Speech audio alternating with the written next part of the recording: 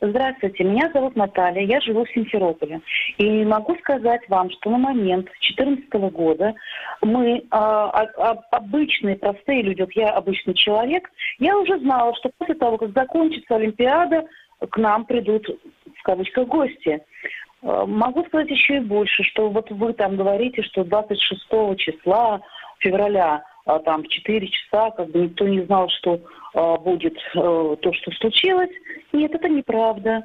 Накануне позвонили моей подружке, работник СБУ Украины, и сказал: слушай, не веди завтра ребенка в школу, потому что она как раз проводит в школу мимо Верховного Совета ребенка, потому что там будет очень и очень небезопасно.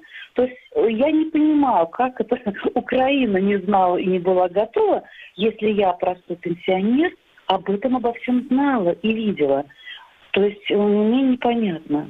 Вот я просто хочу, чтобы мне, вот рядовому жителю Украины, у меня нет российского гражданства, я его не приняла, живя в Крыму, объяснили, почему я, простой пенсионер, знала и видела это, а никто не знал и не видел.